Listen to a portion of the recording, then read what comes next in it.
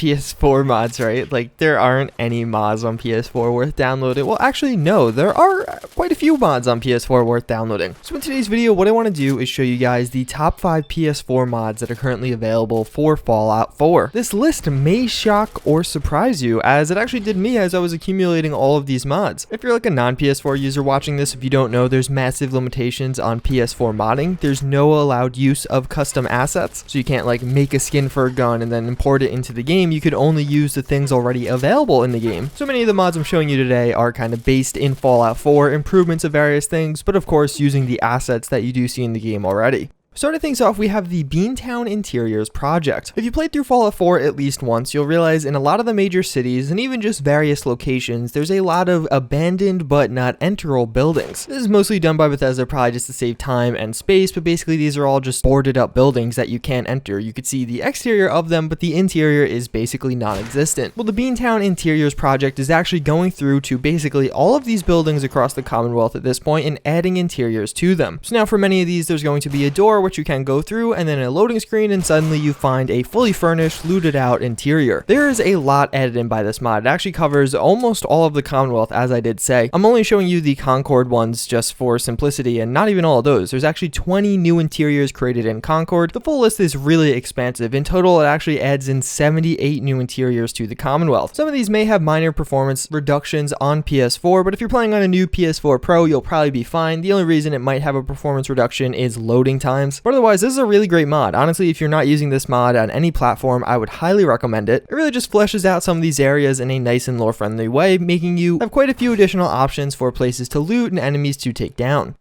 Then we do have Dismemberment Overhaul. What this mod is going to allow you to do is actually blow off the limbs of your enemies. I actually covered this mod only a couple days ago in some of the best mods that improve gameplay, and this is actually one that is capable on PS4. It's more or less taking the same mechanics that function on ghouls, where you could shoot the arms and legs off of a ghoul, and applying them to all of the enemies in the game. So now that legendary raider that's a real pain in the ass to kill is going to be much simpler, as you could blow off his arms or legs. It really is a cool mod. It adds in a whole new dynamic to gameplay. Again, I'm trying not to be redundant. I did just cover this mod, but it also is one of the best options on PS4. Then we do a Vivid Fallout all-in-one. What this is going to be is a culmination of all the Vivid Fallout series. This is going to be a bunch of different landscape retextures to make the game just look more visually pleasing. Some of the things included are trees, rocks, roads, bridges, and a lot of the different concrete items or structures you will find. So obviously on PS4 there's no custom textures, but there is a lot of sharpening and kind of just more efficient use of some of these existing textures. This definitely does make a visual improvement, and even in some cases a performance improvement depending on where you are in the game. It's really just a great mod to download. Again, you're not going to have file size issues on PS4 really, since so many of these mods are fairly small, so the 600 megabyte file size isn't as big of an issue as it is on Xbox One. At the same time, again, this does have some pretty nice performance increases, as well as if you actually look close on some of these textures, you'll quickly realize they do look quite a bit better. Although sharpening sounds pretty simple, it actually does make some nice improvements around the map that you will notice. So we have a really nice quality of life mod. All Settlements Extended is basically going to expand the settlement building zone of every single settlement in Fallout 4. I just said settlement way too many times in a short period, but this is a very simple mod, but a really cool one nonetheless. A lot of those settlements kind of end a little bit too early. It just doesn't make a lot of sense as you're playing the game. It's like, well, I just need a little bit of extra space, or maybe you already maxed out a bunch of settlements and you want to kind of expand them a bit. Well, this mod is going to allow you to do that. Again, this affects every single settlement in the game. I'm only showing you a few of them, but as you do explore around, you'll quickly realize that a lot of these do have nice expansions. Some of them are wider than others. And this is another mod that even if you're well into your existing playthrough, it's going to be an awesome addition to kind of spice up your game and give you a few new options in settlement building.